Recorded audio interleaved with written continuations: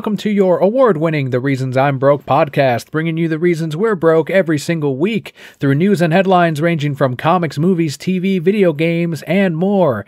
I'm Daniel, and this week, your co-host will be Julian. Welcome back, Julian. Hello, everybody. It is I, Julian, of myself, and also the Lazy Gaming Guys. The reasons I'm a lazy gaming guy. Is that slowly morphing yet? I know you said you were going to slowly assimilate this podcast to become a lazy gaming guys thing. Is it on its way there? Am I not noticing something? No, I know. I had to put the plans on hold for a while. The takeover, you're going to be your own show for a little while longer. I'm working on the plans. Scott has to just get the paperwork signed once in a while, and then maybe, but he keeps forgetting it. There's no paperwork in LGG. You take the paperwork with you whenever you guys hang out, and then freaking and then maybe it's like, slip a couple drinks in your way, and then suddenly you sign the paperwork, and then all of your income comes to us. And then I never realize it. It's just later on. I'm like, what's going on? Don't notice what's going on because we feed you enough money that you're not, that you'll never notice. We keep taking a cent every day, and then suddenly it's just the whole entire thing's gone, and you're like, where's my money? And then all the trademarks and the copyrights and our faces all over everything. Yeah, you're like, we'll call them dividends, Daniel. Don't worry about it. You're still getting yours. Oh, no. We're just getting ours. We've got a lot of opinions on this week's news, so let's jump right in.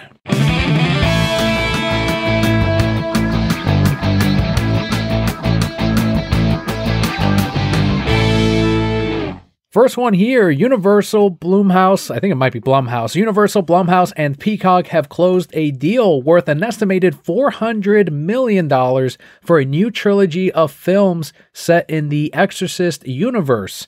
Oscar winner Ellen Burstyn will reprise her role as Chris McNeil from the 1973 classic It Is My Favorite Horror Film of All Time. And she played the mother to possessed Regan McNeil, as played by Linda Blair. No word yet on if Linda will reprise her role as an older Regan. I'm sure she will. We'll probably see that in this trilogy. I mean, but yeah, exactly. You bring back some of these characters. Ellen is an incredible actor. She's acted along with Aronofsky. She was in The Fountain, my favorite movie of all time. So for that alone, I'm like, I'm all in, but I know some people are a little apprehensive about Exorcist sequels because of the past on them. Have you seen The Exorcist or any of the sequels and prequels? I see.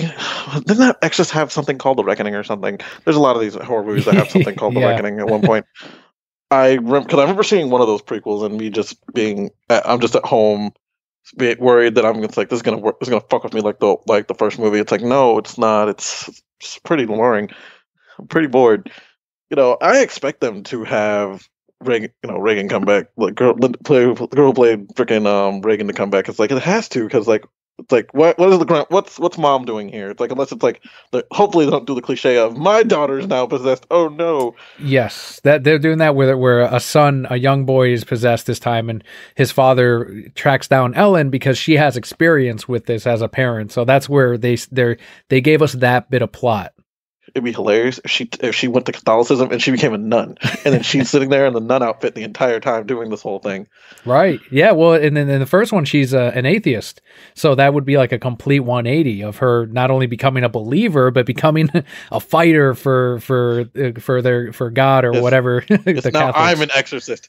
Yes. It's just like she comes in with this she's like, I'm a nun, but you don't dress like one. See, I'm making the whole movie. Let me write this movie. I'll do wonders with this. Regan will come in, and then it's like they have to team up with the last demon to get rid of the other demon because it's like this demon's too strong, it's too powerful, and they have to use the demons to fight each other. Oh wait, I'm turning this to a completely different genre now. This is an anime now. It's an anime now. Pazuzu and Chris McNeil have to team up. That's amazing. Oh, that's no. Then they freaking bring in the medium lady from Poltergeist. Oh yeah, there you go. The old lady. Yeah, she's still alive somehow. From Poltergeist, and then they're like, they trap it in the TV, and then they they trap it in a tube TV, and then they break the tube TV in half, and then bury it, and then never see it again. That would be the one rival to the Conjuring universe right there. That's the crossover. You reveal at the end that it takes place in the Poltergeist universe and the Exorcist universe. I'd watch that. I'd be all in. You get the older crowd. I don't know if the kids would be into it, but people our age, until we slowly die off, would be all in on these. Yeah, it's like if the slasher verse can cross over, I think the random spooky ghost possession movies can do it. And then suddenly they try to add Paranormal Activity, and that's where the whole franchise goes to pot. Of course. Yeah, as every franchise does.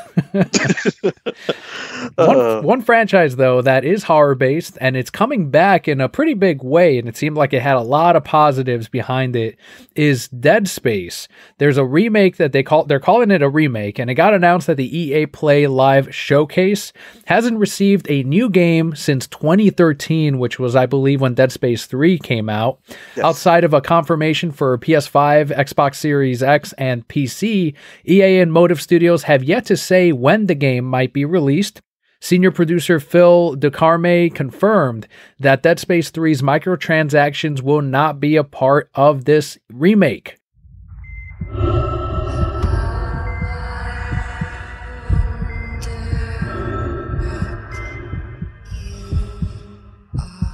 Oh, EA. You're trying so hard to win back the good graces of the people. You're trying so hard, but you burn too many bridges, mine included. I'm not gonna, you let Visceral die, and then are you gonna hire the people from Visceral back to make this game? The studio that you killed when Dead Space 3 didn't make the money that you wanted? Not that it didn't make money. No, Dead Space 3 made money. It didn't make the money that EA wanted. And then they're like, well, you're not making money, so we're just going to kill you off. Kill you off like we do so many other companies. I'm going to let someone else purchase these Dead Space things, because I can't participate in this. I feel like if there's no one from Visceral working on this game, I can't participate in this, because they're the ones who made Dead Space, not EA. You bring up a great point, because I didn't even think about that. I was excited about, I don't play a lot of video games these days, but I'm like, you know what? I'll watch a Let's Play of this, Dead Space. The reason I like the first one so much is because Resident Evil 4 is my favorite game of all time. And this one took that formula, put it in outer space, made it gorier, put in these awesome aliens. And then the story actually was pretty captivating, where he's trying to save Nicole. And then they pull a Metroid, where at the very end, in Metroid, it's a woman. What? And then, back then that was a huge deal. And then in this one, it's an old man, and it's like, what? And then they used them up in the sequels. But in that first one, it's like, holy shit, this has been this old guy that's just trying to find Nicole. And it just blew me away. And it's an incredible game. I do like it. But without Visceral, like you said, I think now I have some doubts on it. I'm trying so hard not to be that guy who says, though, I'm going to condemn this game as soon as it comes out. But I need more details. EA, hire some people back from Visceral.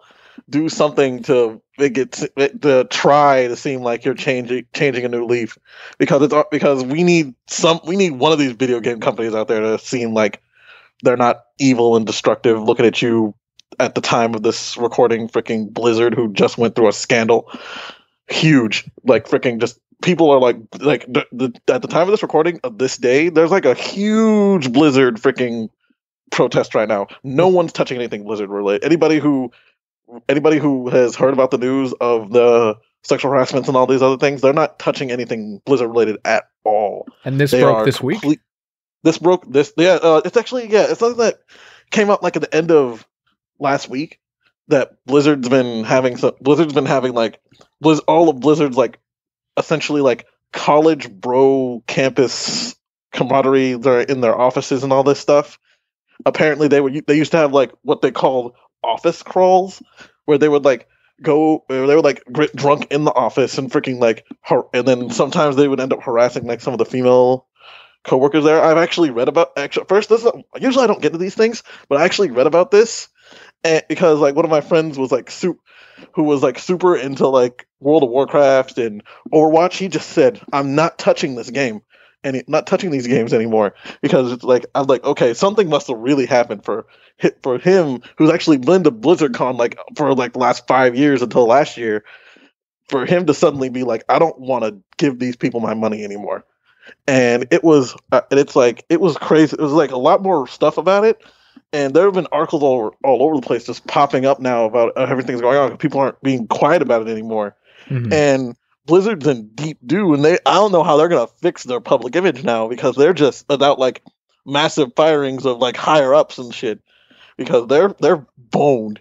Practically boned. I'm not going to turn this into a whole Blizzard conversation when we're talking about Dead Space, but it's just relevant that EA and all these other big companies, they really need to do something to fix their public image, because a lot of them are just seen negatively within the scope, because they've been trying to use us to milk money out of out of gamers and stuff, and it's just felt bad. That felt good, not good at all. No, I can't even say the same thing about like one of the companies I love, Square Enix. Even they somehow like managed to do make some idea like business decisions that I'm not 100% fond of either, and how like even the game I play now, it's like it used to be a fucking mitigated disaster. Fucking Final Fantasy 14 used to be a mitigated disaster, because they were too busy being greedy and like, oh, we can just fix it later and all this other stuff. And they were like, oh no, this game's fucking garbage. We need to hire new people and fix and redo the whole fucking process.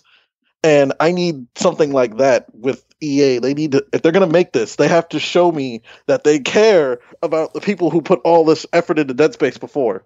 Because I bought Dead Space 1. I never finished it because I'm a coward and got scared.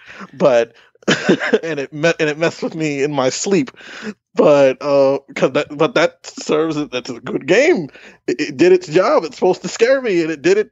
But I need something from EA saying, "Hey, we're bringing back some people from Visceral. We're gonna be." It's like I haven't looked into it yet, but after this, I'm gonna start looking into more things about this game and making sure and seeing what's going on, because I really need some positive gaming news right now, because a lot of it's getting negative. Well, that's the positive here, is that EA is not Blizzard, so they can say that at least. And well, thank God. I do want to celebrate a little bit of Dead Space, because I know you said you didn't finish it. As I mentioned, I liked Resident Evil 4 a lot. Did you get the same vibes when you played Dead Space? My vibes were like, I was playing Dead Space and I thought, I'm like, okay, so this is Doom without essentially me. I felt like I was playing Doom, but I suck. It's like I'm the fucking random soldier who gets fucking whisked off to hell in Doom, and like nobody gives a shit about, but except I'm now the main character, because there is no Doom guy here to fucking just kick ass, name names, and fucking blow off fucking blow off demon aliens' heads off. It's like, no, I'm fucked here. I'm gonna die. This is terrible. I played Dead Space the same way I played Resident Evil 4, which is the same way I played previous Resident Evil games. I was very careful about my stock and my supplies. I acted as if you're never going to get bullets again, like in the old games. And that's how I played Dead Space as well. So I never upgraded my gun. I never picked up something else, or rather, I never picked up another gun. I only upgraded the one you start with, the plasma cutter. And I went through the entire game, including the boss, because I just wanted to preserve my ammo and my space in the character suit, and make sure I had enough health and ammo. That's the main thing I wanted. And I went through the whole game not knowing that one of the platinum trophies was beat the whole game with just the plasma cutter. So I knocked that out. I think it was one of the earliest platinum trophies I ever got. And I was just like, holy shit, me playing overly careful and treating this like a Resident Evil game ended up saving me a second playthrough, although I did end up going back, upgrading all the guns and doing multiple playthroughs. Kelly ended up, while she was scared of the game, she liked the story, she liked the characters, she liked the gameplay as well. So it was one that she and I sat through and watched and played from beginning to end. Being able to pick up a monster's arm and taking it and throwing it through another monster and using that as a fucking weapon, it just fascinated the shit out of her, and it was fun for me. So it was a great game, and yeah, it had the jump scares, but I was never so scared that I'm like, well, I can't play this anymore. Thankfully, I was able to go through it and finish it off, and I think it's because I did have this fucking upgraded plasma cutter that I'm like, shit, man, I'll just shoot your fucking head or your legs and just stomp you to death. And that's how I play Resident Evil 4, so I had a great time. Yeah, I ended up finishing the series through watching Let's Plays of it, because the jump scares I'm not a good jump scare person. I'm too jittery. As soon as a jump scare pops up, it's like, oh, no, okay, that's just no. I'm just like, oh great, I'm dead now.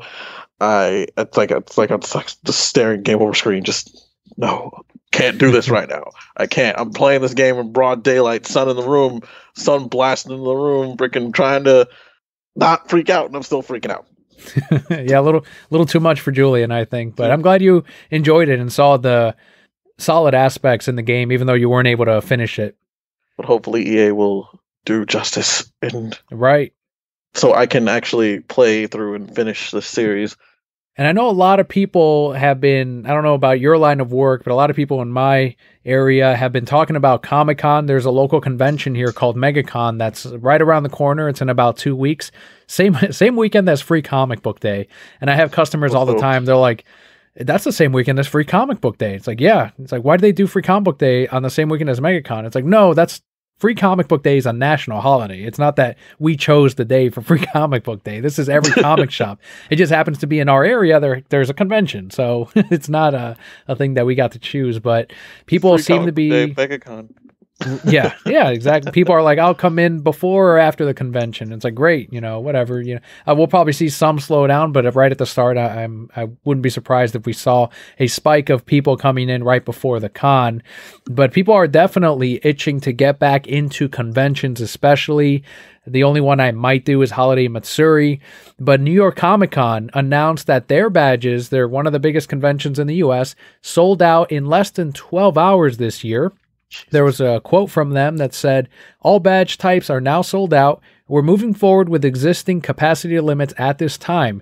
We will continue to follow NYS requirements, and as guidelines around large events are updated closer to October, we will alert all of you if more badges become available." End quote. So that's something to keep in mind, is the tickets were very limited because space is limited at New York Comic Con, but nonetheless, it's a cool headline that they can throw up of badges sold out within 12 hours. Wow! People really are itching to get back to conventions, because I know that Scott had just recently gone back to one of the anime conventions that we usually went to, which was MetroCon, that we actually did a promotion for a while, a few years ago. We had a panel, and that was always one of my favorite anime conventions, and especially like one of my biggest reasons to come to Florida anyway. It's like, hey, I'm gonna go visit my friends. Might as well go for a convention. Might as well go to the convention while I'm at it. And we would have fun. And I admit, after like a year, I've been like itching to go to an anime con and look, visit people that I haven't, that usually I keep in touch with and only see during anime conventions because they live out of town and I can't really. And I need the excuse. Like, I know that one of my friends told me about it. PAX South had just opened tickets up, and I unfortunately can't look at tickets right now. But and push comes to shove, I bet those tickets themselves are sold out too, because PAX South is pretty popular here in San Antonio.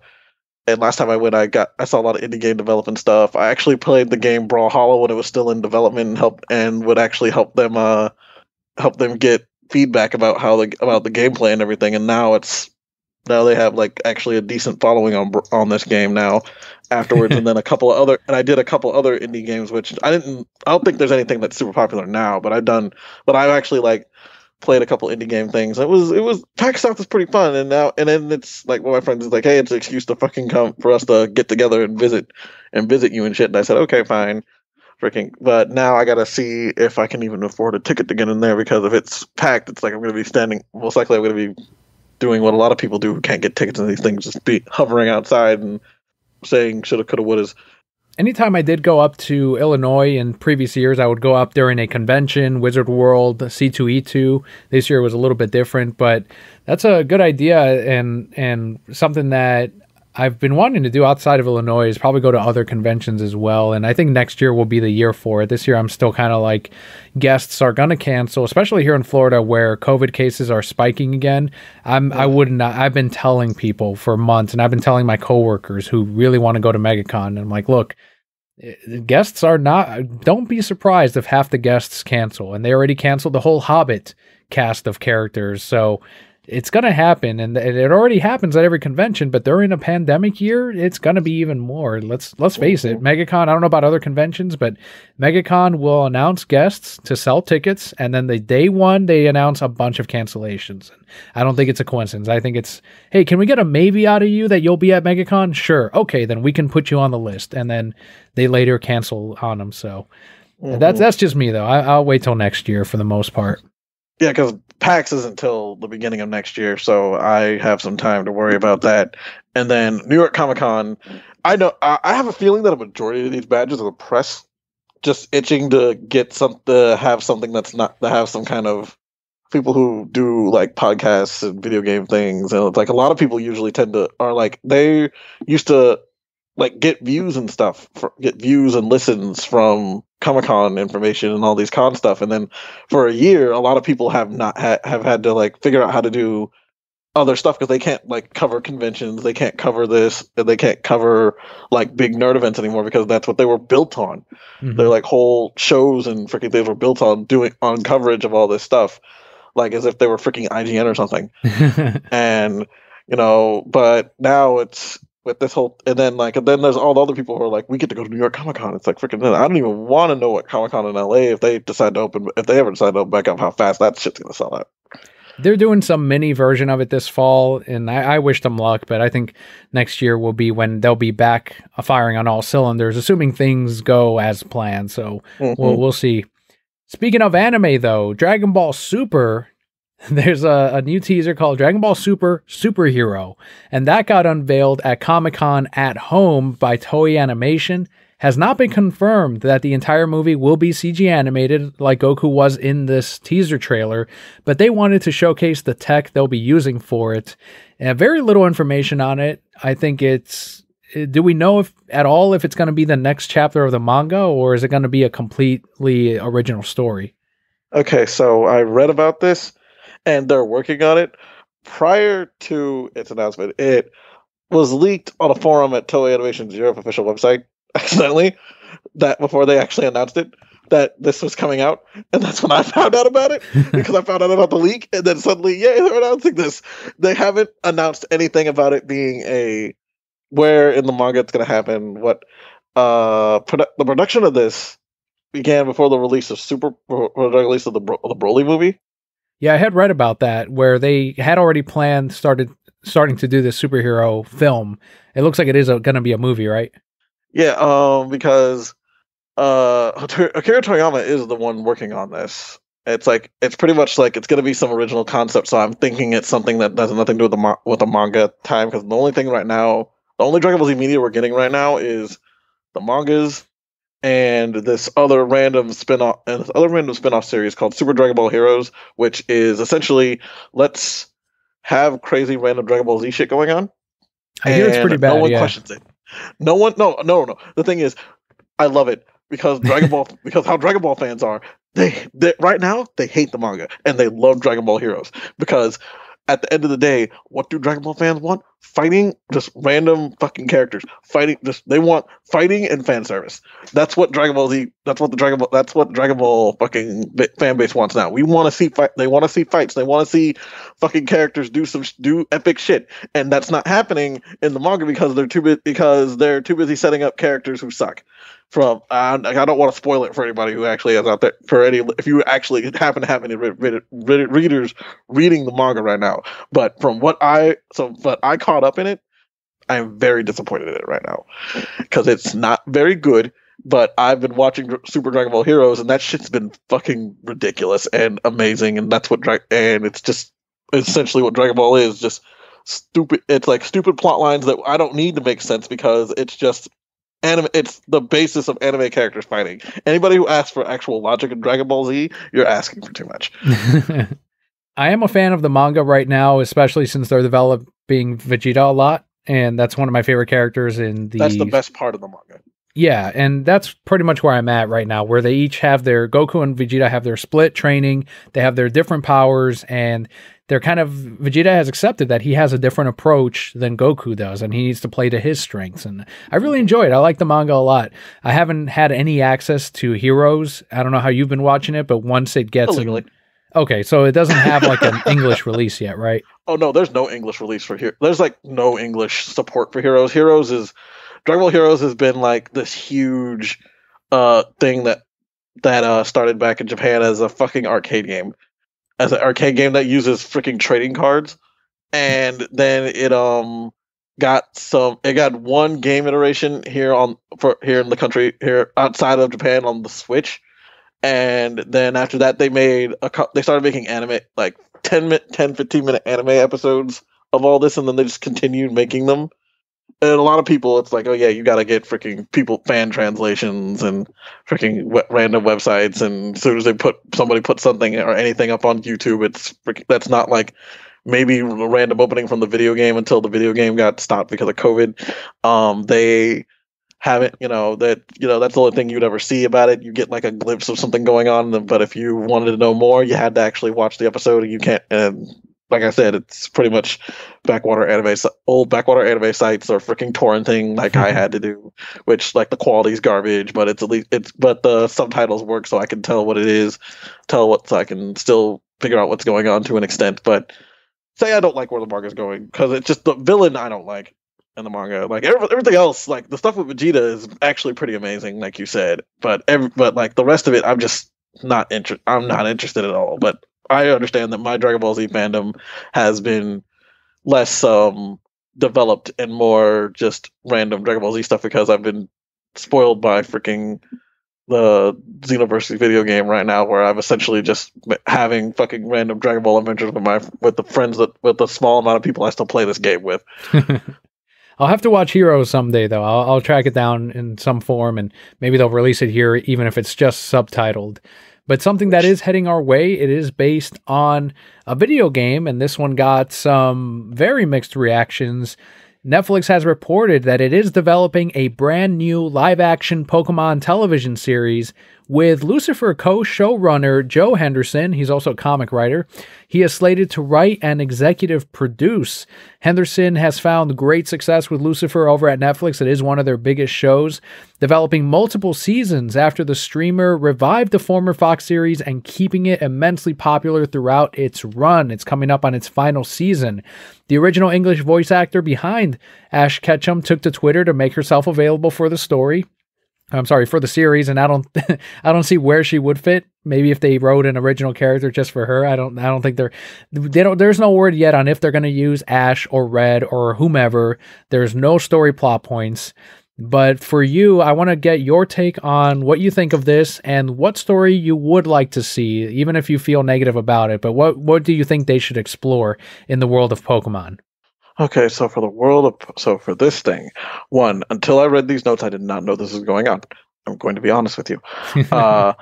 Okay, so I don't know so I had to look up what they said because I don't know who, because Ash has gone through 3 English voice actors. I don't know if it was Veronica Taylor or Casey Rogers.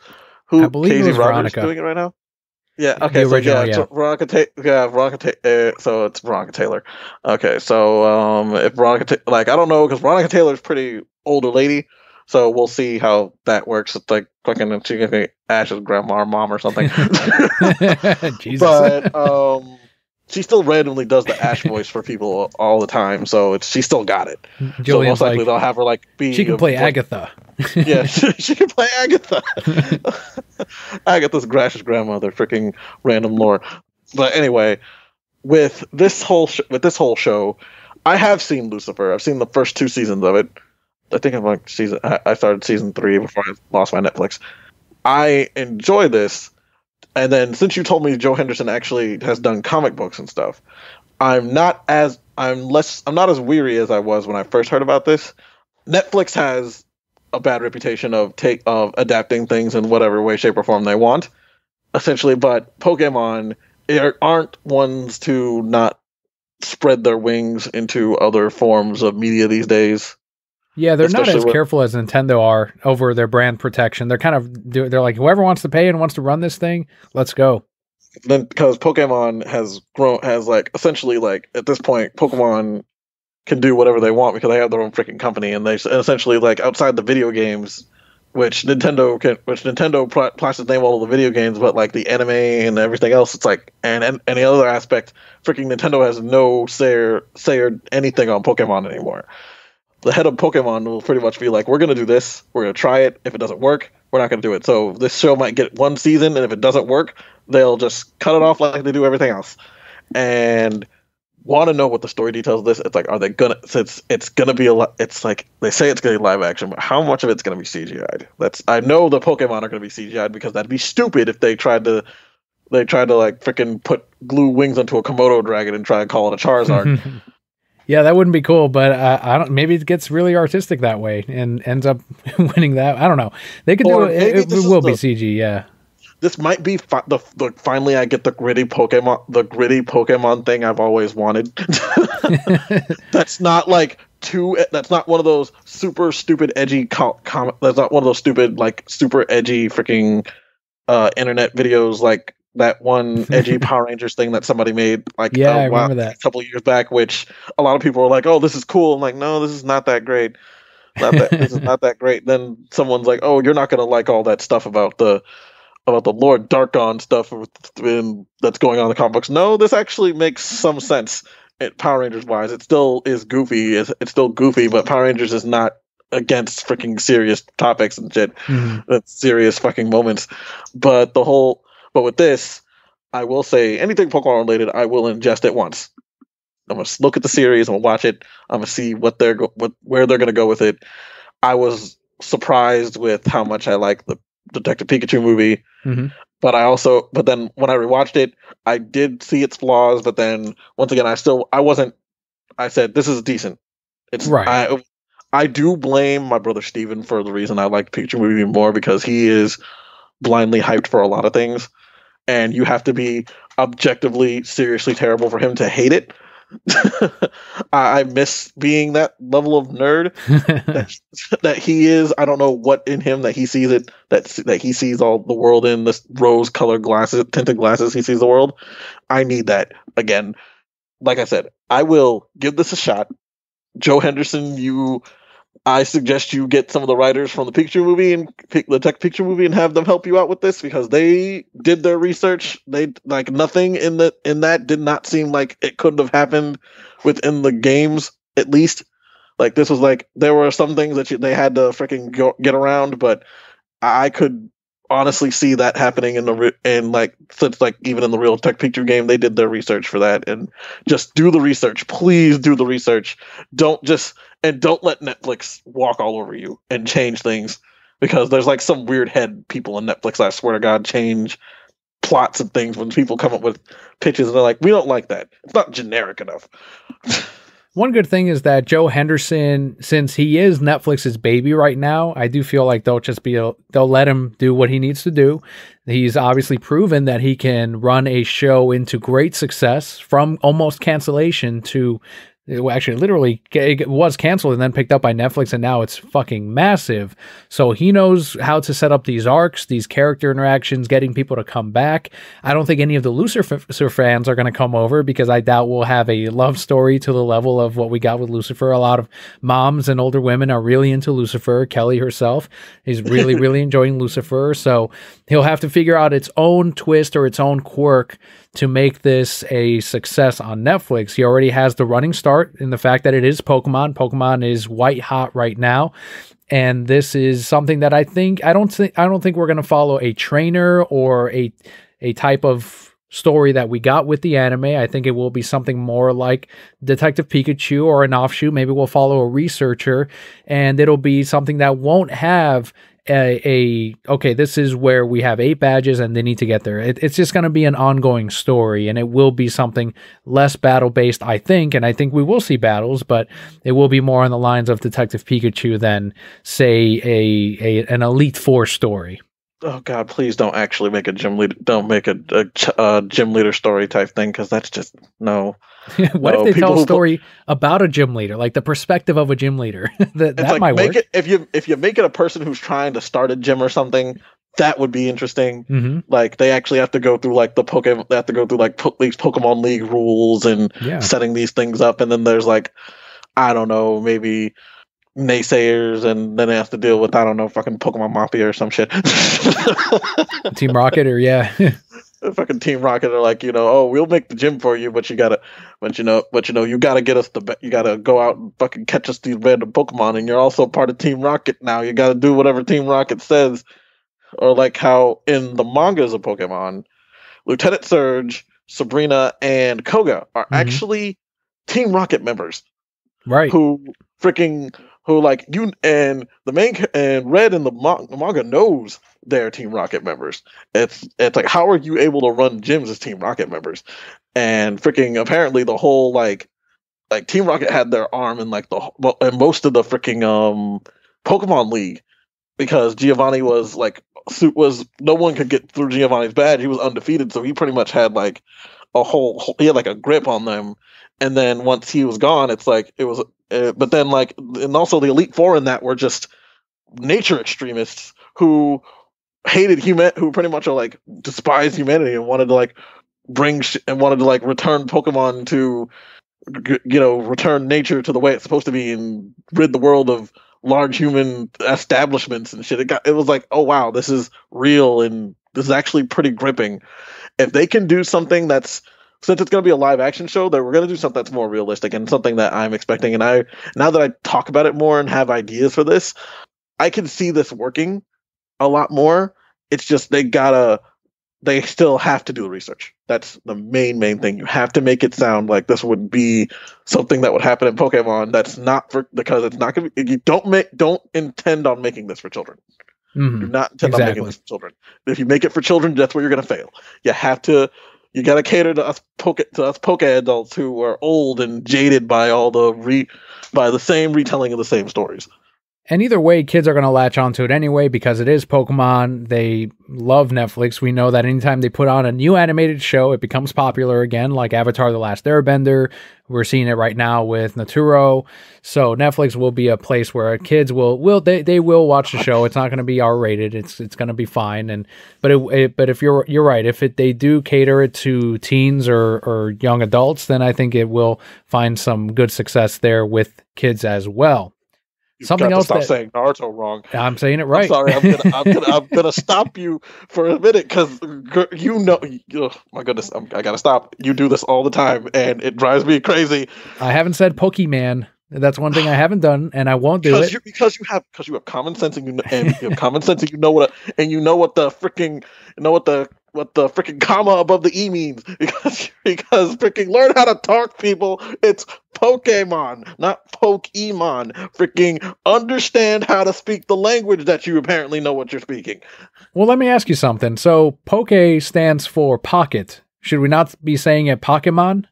Pokemon? Because they're pocket monsters.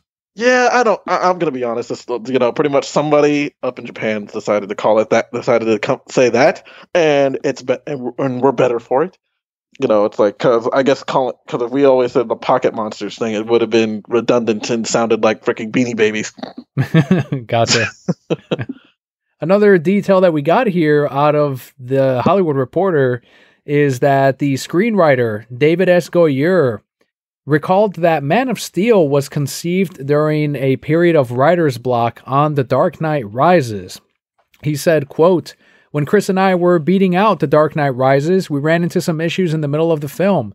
It was a number of things: how Bruce was going to defeat Bane, how he was going to escape the pit, and the switch reveal that the child was actually Talia. Chris and I just hit a wall, and Chris suggested that we take a break for a week and put our pencils down. What happened during that week off is I ended up rereading the first few years of Action Comics and writing down a 2-pager for a Superman movie," end quote. I think that's really important because I don't know if you ever saw the concept art to Man of Steel, or I'm sorry, to Batman v Superman. The concept art to BVS had the Dark Knight Batman in those pieces of art rather than the Batfleck version. So when they made Man of Steel, the idea was that it took place in the same universe as Nolan's trilogy. And then as Nolan kind of moved on from it, even though he stayed on as a producer, it became its own thing, and Zack was able to use his own Batman and use that Batman and kind of build out the one he wanted along with his writers and Ben Affleck. But I thought it made sense that they worked up on Man of Steel while they were still working on the Nolan trilogy. No, I did actually ended up rewatching The Dark Knight Rises. I remember the first time I saw it, I'll admit I gave it an unfair tongue lashing, but also because I was contrarian to one of my friends who every time we went and saw something, I would always be the contrarian to whatever he said just to bring him back down to earth. So rewatching The Dark Knight Rises, I said, okay, I did enjoy what I saw because I was actually paying attention, because I should have always admitted I was paying attention to the fucking thing. If I'm not paying attention to your movie, that's how you know it's a bad one. Because I'm not going to sit there and look for nitpicks. I'm like, I didn't talk about nitpicks until we actually left the theater this time, instead of thinking of the nitpicks while watching the movie. Like the whole child being Talia thing, it's like that was. I like that part, and the whole how they got out of the pit and all this stuff. But then, just knowing that they actually were having writer's block for this whole thing, and then essentially came up with a Superman movie. It's kind of crazy. It's one of those great things where you work on the thing that's opposite of what you're working on now, just to kind of refresh everything a little bit and give you a good starting point. And then when you come back, you look at this project with like a whole new set of eyes. Like, okay, I think I can crack this story. Yeah, because I get that. Because back when, like, actually, I still do this now because I haven't really published anything with it, because I randomly do draw myself, and sometimes I actually drew the concept for the Lazy Gaming Guys logo with like the random faces and the etched letters and stuff. I just had somebody refine it for me. But when I try to come up with ideas and stories and stuff, because I still do write things now and then, I have to filter my brain of all the other media that I indulge. It's like, okay, I'm trying to make a epic RPG type story, but I had to cleanse my mind of whatever was in my brain. So let's go ahead and just talk about the one thing that Lazy Gaming Guys never shut the fuck up about: Kingdom Hearts. So I could not get Kingdom Hearts type shit out of my brain.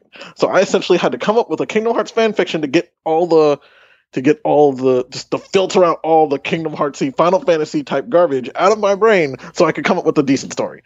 Yeah, instead of kind of pulling, and you don't know as you're doing it until you see it, and you're like, oh shit.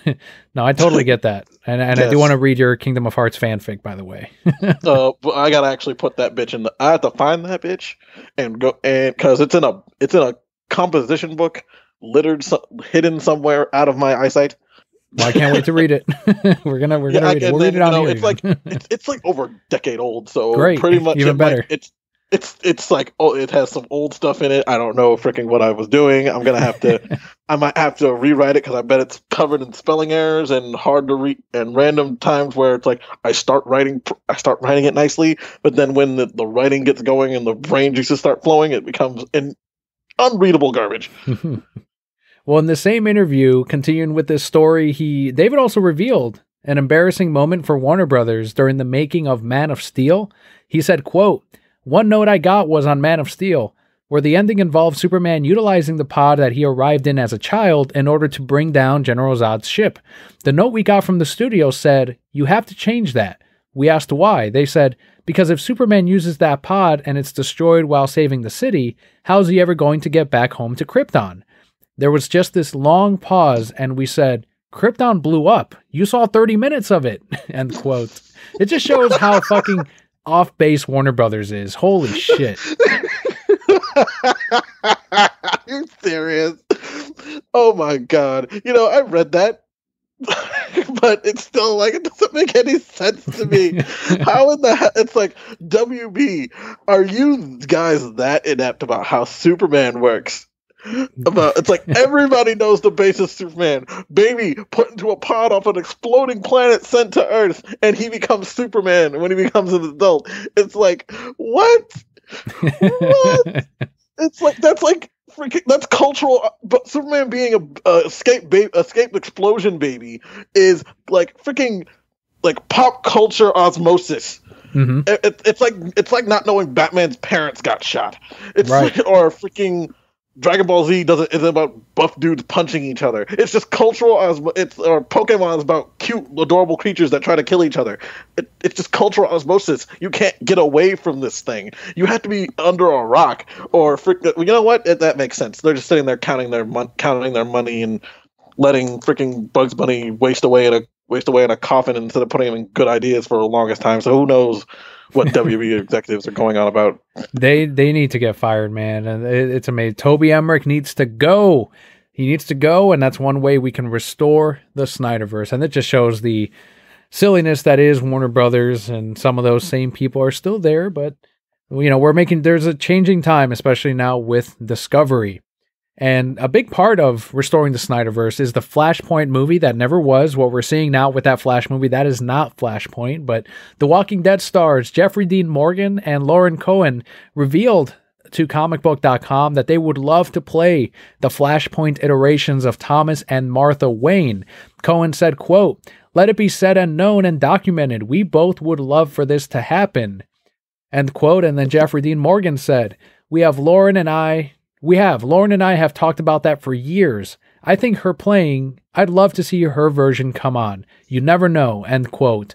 And in case you are not in the know, if you have never read Flashpoint or seen the animated movie, in the pages of the Flashpoint comic series, Thomas and Martha Wayne survived the shooting by Joe Chill that night in Crime Alley, with young Bruce Wayne dying instead of Thomas and Martha. And that's when they both go crazy, just like Bruce in his own way, and become Batman and the Joker. So they both go insane in different directions. And it's an amazing story. It's fascinating. And that's something that for years we've been wanting to see in the Snyderverse. And you get someone like Jeffrey Dean Morgan and you get someone like Lauren Cohen. They're incredible actors. And we would get an incredible take on Batman and the Joker. Well, it would be interesting to see freaking them go through that, because Martha becomes the Joker, right? Or is it Thomas? Yeah, she becomes the Joker. She loses her mind, and he's not able to bring her around, and she's not able to reconcile Bruce's death, just like he isn't. He goes after criminals, he shoots them, and then she ends up actually going after the good people in Gotham. Wow, because I knew that was a thing. I knew that was one of the comics, and I actually was interested in looking into it. And there's always that the moments where it's Batman was just one weird snap away from becoming the Joker himself, and yada yada, and that kind of thing. And where in some Elseworld stories where he just snapped and he's the villain, and then Joker becomes what's the name of that one villain? Now I'm Red Hood something else. Where he becomes the hero, or Joker's the hero, and he's trying to stop crazy Batman from fucking killing everybody. Are you talking about White Knight? I'm not sure if there is. I'm trying to remember. There was a story where Joker, where he's essentially a dude in a suit and wears a red mask or something, and essentially he's the hero, and all the all the heroes and villains switch places mostly. Oh wait, now I remember where I remember this story from. It was from Batman Brave and the Bold. There it is. Oh, gotcha. In Batman Brave and the Bold, Batman's fucking nuts. The Batman from Brave and Bold gets sent to the alternate universe where Batman's fucking nuts, running essentially an evil Justice League that has no Superman or Wonder Woman in it conveniently. The Joker is essentially his is the person who's helping him out and everything and all this stuff, and then it shows Batman, there's some good in Joker, and then when the evil Batman goes to the Batman Brave and the Bold's universe, he ends up Joker ends up helping him stop it, because it's no, I don't get to. No, only person that get to kill Batman is me, you fucking asshole.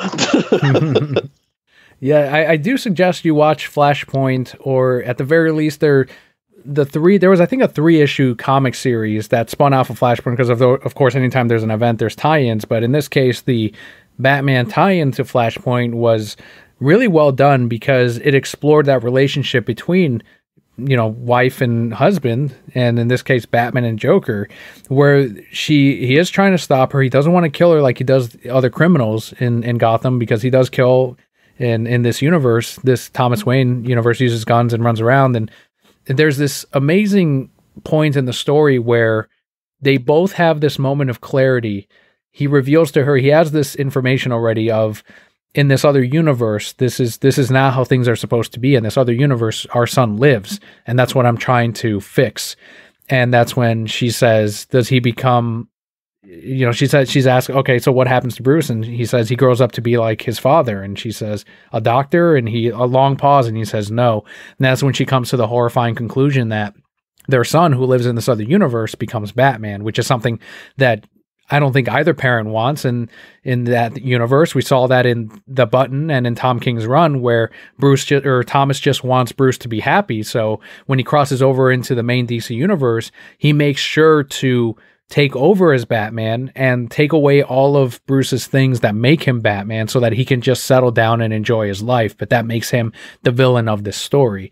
And there's just so many things that you can explore with these characters. And I think it would be a shame to not see Jeffrey and Lauren, at least in some form, have a shot at their takes on Batman and the Joker. It would be interesting to see what an actual female Joker would be like on screen. Like what kind of crazy stuff that someone like that could think of. Yeah. And like seeing an actual essentially an edgier Batman that's not trying too hard. Right. It is like he's an alcoholic Batman who is like the Red Hood, I guess, in which he kills, but he doesn't whine about it like the Red Hood does. You know what I mean? Yeah, because if you're a Robin, you're a whiner. Sorry. Yes. Exactly.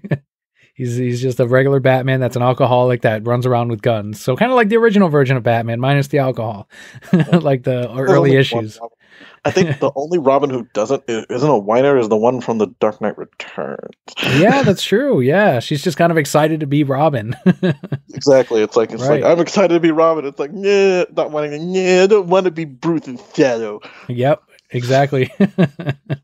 I'm excited to see what Discovery does, though, and hopefully they want money, because I'm ready to pay them money for more from the Snyderverse, which is where they set all of this up in the films, at least. And something that is really important is on August 5th. So we are days away from this event. Something is happening on August 5th. Someone was told something, and we all need to release the Ayer cut trend on August 5th. And I don't know why specifically that date, but the last time this happened in November 2019, it was because Zack Snyder was having talks with AT&T and HBO Max over doing the Snyder cut of Justice League.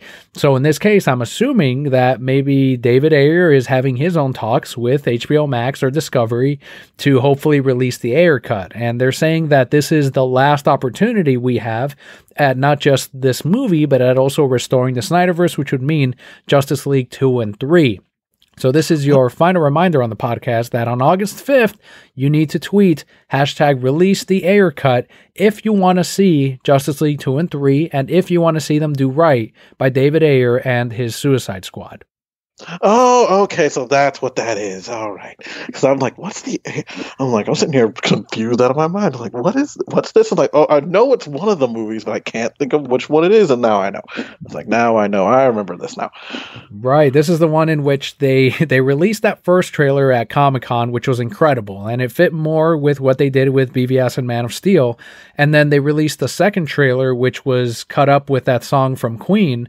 And audiences had this incredible reaction to it, coupled with Batman v Superman's Rotten Tomatoes score, in which Warner Brothers panicked and they hit the escape button or change direction button and said, okay, we're going to hire that trailer company that made that trailer that people liked, and we're going to have them recut the whole movie into that and make it shorter so that it can be more like Guardians of the Galaxy, because that was huge at the time. And that's what they ended up doing. And that's the theatrical cut of Suicide Squad that we ended up getting. It's something that does not fit with what we got in Man of Steel or Batman v Superman. So we're trying to restore that, because we already know, as David Ayer said, there's 40 minutes missing from the beginning of the film that were cut. There's more Joker scenes that were... I think Jared Leto said that there were more scenes cut than what he was shown in the film. And there was also, of course, the big thing of Diablo lives at the very end of the film instead of a studio mandate he needs to die because he murdered his family, and we don't want that in the movie. So now that we're hopefully going to try to restore that on August 5th. Yeah, everybody, go ahead and go do that. Hashtag release the go ahead, go do hashtag release the Ayer cut, and let's see more of what people's original visions are, because regardless of how you feel about how you feel in these things, you should probably see what the original content was a shot, because it's like maybe it's something that, and see what the alternate universe would have been if this came out the first time. Always nice to see that. And I know it's not exactly in your wheelhouse, but I do appreciate the enthusiasm. I had to give that last reminder, since it is going to be a huge event. We just did the Ayer cut roundtables that released on the RT Snyder Cut YouTube channel. So check that out if you haven't yet. We put up links on Twitter and on Facebook. And I was fortunate enough to be asked to host that for them, and I really appreciate that and the guests that were on. And a final reminder, too, that the 2021 Podcast Awards, if you're listening to this on Patreon, you still have about a day to vote. So if you haven't yet voted, please head on over to podcastawards.com and vote to nominate us under Games and Hobbies and under People's Choice. I would love to share this nomination with the rest of the hosts on here, and of course with the rest of the Brocat Core. And hopefully we'll go 5 for 5 on the nomination, so 5 straight years. But and later on we'll focus on trying to win our second ever win for Games and Hobbies in this case, and hopefully our first ever nomination under People's Choice. They will announce that slate in mid-August. And we'll see if Julian and the rest of the Brocat Core members, the co-hosts, and myself can be once again nominated for the podcast awards. I want this victory, not just for you, but for me, especially Hell me. yeah. Of course. Me. I can't take over this podcast if it's not what the people want. Yeah, and if we end up winning, and I know that's still a month or two away, but I want to make sure everyone who wants a trophy gets one, because it's a huge deal to me, at least. It's a huge that would be a huge point of gratitude on my end, at least, to all of you for your time, and to the Brocat Courts for listening. And it's just awesome. And that I can keep doing this with all of your help, and we can all do this and share this every single week. So let's see what happens in a couple of weeks. Maybe we'll get that nomination for the 5th year in a row. Yeah, maybe when I come next year, I actually get to see. I'll see the trophy, and I'll get to take a picture of it. It's like, see, look, this is mine. Hell yeah, that's right. So last thing we'll get into this week is the Brocat Block, which is what's been going on with Julian and I this week. That does wrap it up for the news portion, though. So the rest of this will be the personal side of the hosts that you are hopefully enjoying today. So let's get into the Brocat Block. Julian, what's been going on in your week?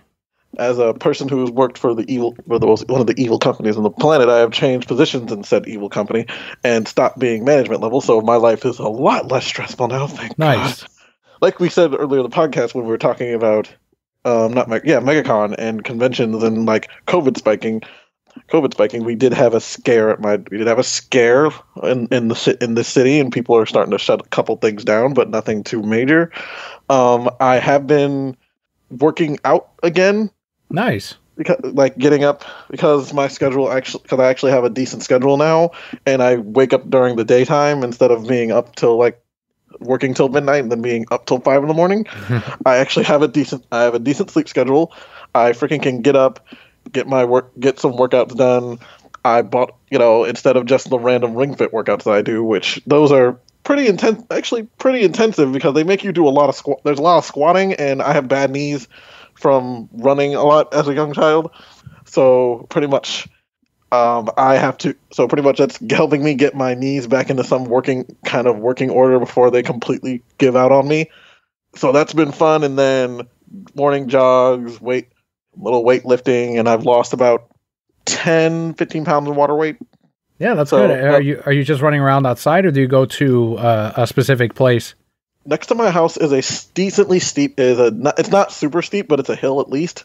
And getting up and just jogging up and down it.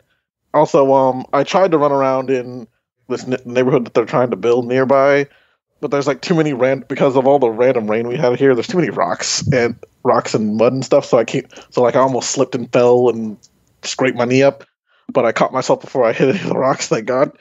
So I said, no, we're not going to try that. That's too intensive. If I'm going to do anything, I'll just, I reached a goal the other day, which I was surprised by. I managed to run all the way to the train tracks away from my house, which is about 2.5 miles. Wow.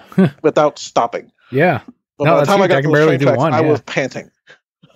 Yeah. No, that is huge. That's a huge deal. I know for a lot of people, they run marathons like Kelly, where it's miles upon miles, but yeah, no, that's a huge deal, man. I've never ran 2 miles without stopping. Just one alone is tough for me. And that's funny that you bring up the workout, because I'm about to get into a workout routine, and I know my time is already pretty limited, but I'm like, okay, early in the morning, if I sleep 1 less hour, I can start running in the morning, or I can go to, my brother has a Planet Fitness account where you can bring someone with you each time. So I'm going to try that out next week and give that a go. But otherwise, Kelly's workout classes that she's been going to for several months now consistently, and she's felt great about herself. She's talked about the weight she's lost. So you get a free trial, and I'm going to go and just try it out. I don't know if I'll sign up for that, because it's more, aerobics or whatever, and it's more like a class. But if I like that, or who knows, I might love it. But if not, I'll definitely go with my brother to Planet Fitness and try to make it a weekly thing. And it's not that I'm feeling like, oh man, I've gained a ton of weight or anything like that, but I'm just like, look, I'm in my 30s now.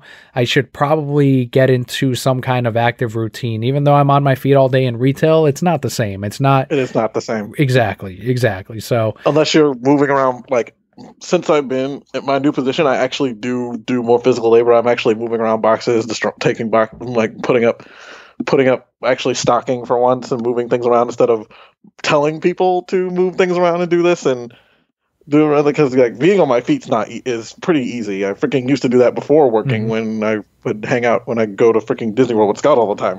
That's not, standing around and doing anything's not hard. It's like actually being active is the hard part.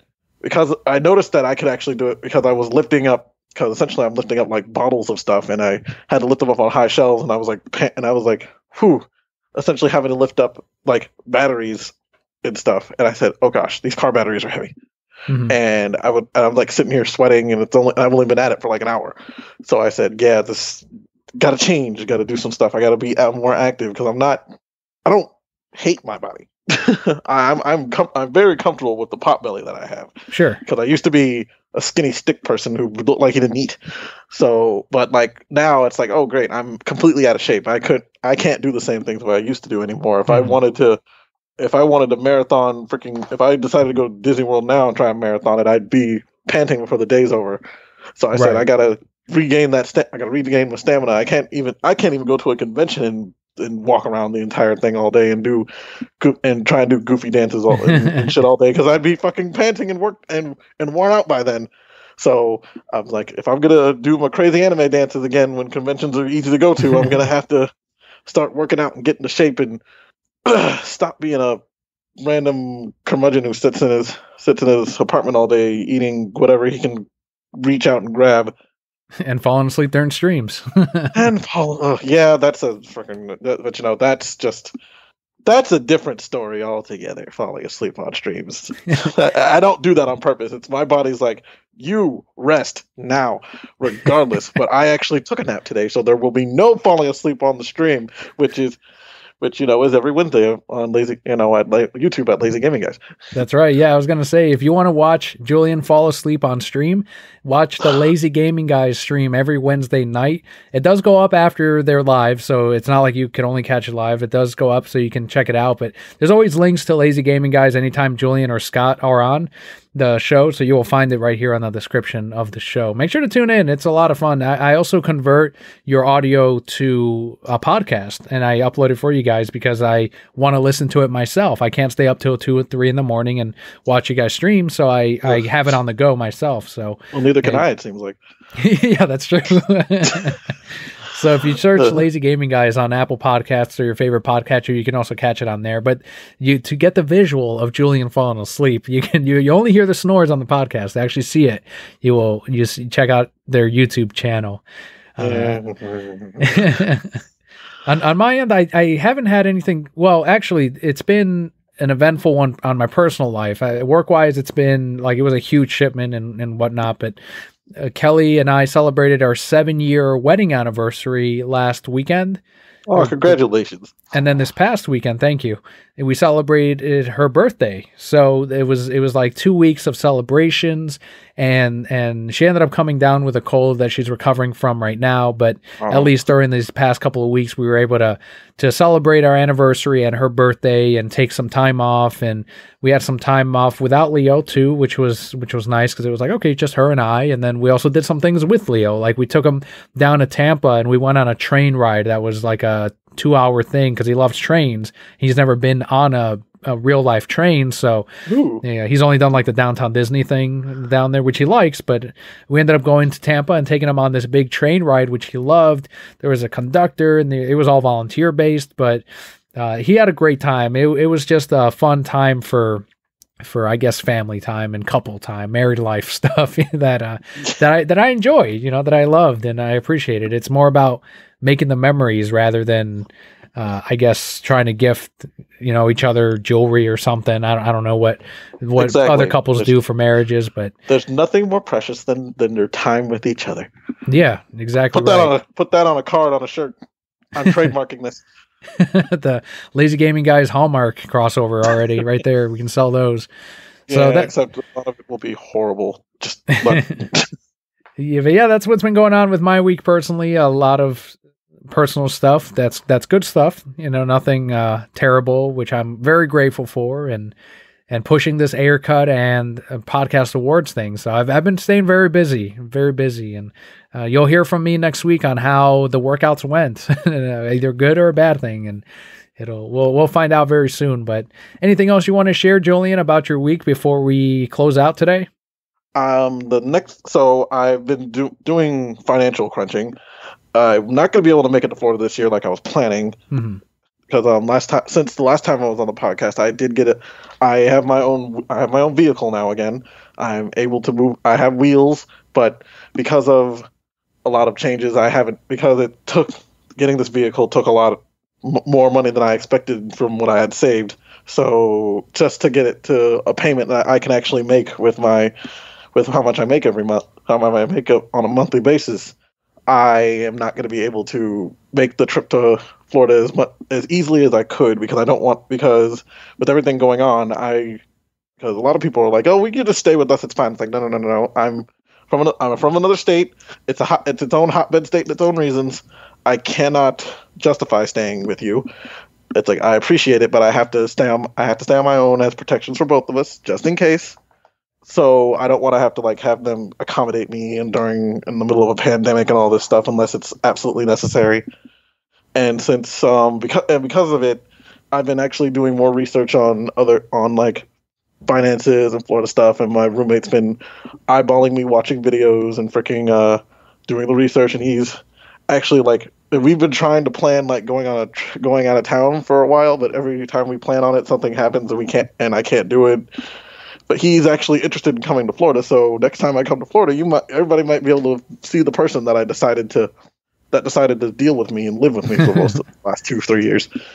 That's awesome, man. That's good to hear. It would be good to see you. It's been a few years, and I got to take a trip over. I got to bring Scott with me or something and head on over to your side of town and do some stuff and hang out with you, and maybe go down and see Jesse OmniJam and all hang out or something. We got to plan that out. Let's talk about that. And Jock, maybe we'll put Jock in there somewhere. Yeah, if he's not too busy. Yeah, he's a busy guy too. And I would love to see Jock as well. It's been, I think, over 5 years since I've seen him. So actually, Jock, it's easier to get to Jock and Omni than it is to me.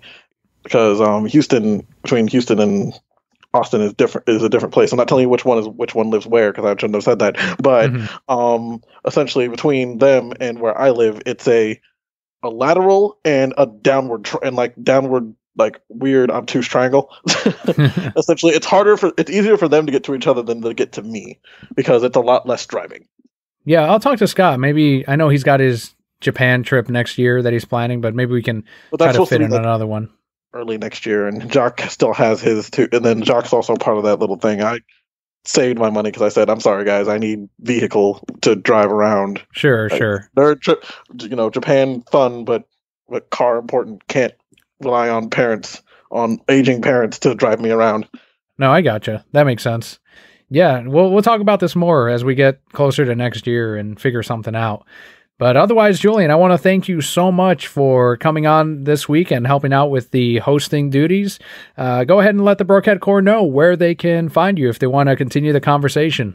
Well, you can find me, Julian, personally at Kage023 on Twitter.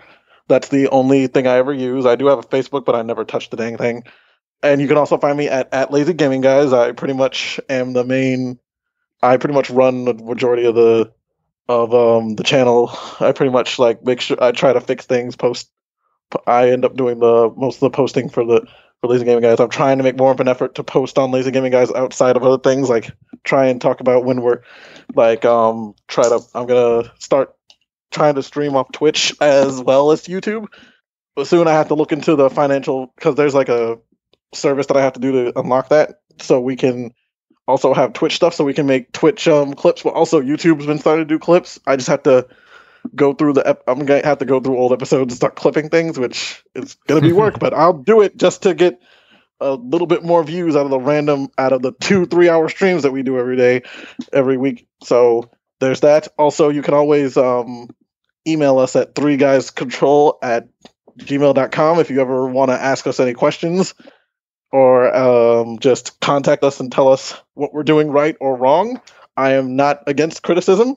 I am willing to take any kind of any advice to help make our channel as good as I think it is. And that's pretty much it. Fantastic. Thank you so much, Julian. And Brokehead Core, if you want to find us, you can head on over to thereansI'mbroke.com. You will find the link on everywhere you can find us.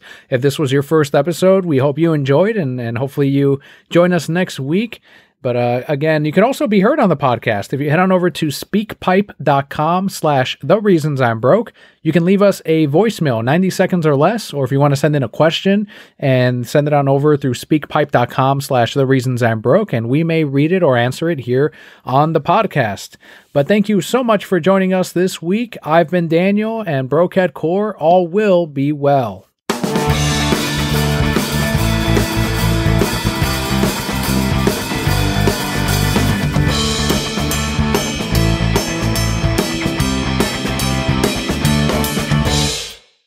Julian, what's the one Pokemon you want to see show up on this Netflix live-action series? If they're going to do some kind of researcher thing like we talked about, I want to see them talk about like Genesect and Porygon more. Oh, yeah, because we don't really know about Porygon. There's this unofficial handbook that talks about how they were created by Silphco, but then in the game, they don't specify who made Porygon. Yeah, essentially, like, Porygon is... And then, like, all of its evolutions, where Porygon, it's like, okay, so we made Porygon. They made Porygon, and it's like, hey, look at the Porygon. Look at this. Look at it's a freaking little... It's a random normal type thing that's just all blocky and shit, whatever. And then somebody decided, hey, look at this. I'm going to upgrade Porygon. And they upgraded it. They made it stronger, more defensive, and they called it Porygon 2. It's more slick. It still looks like a bird with like little floaties.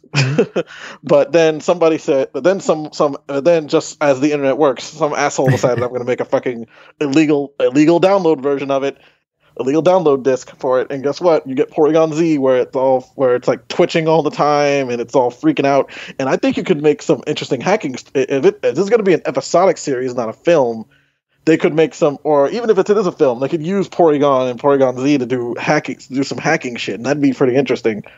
And you can have strobing lights, and we can get some seizures going, maybe. Get strobing lights, and then we'll have and then the Simpsons randomly talk about them again.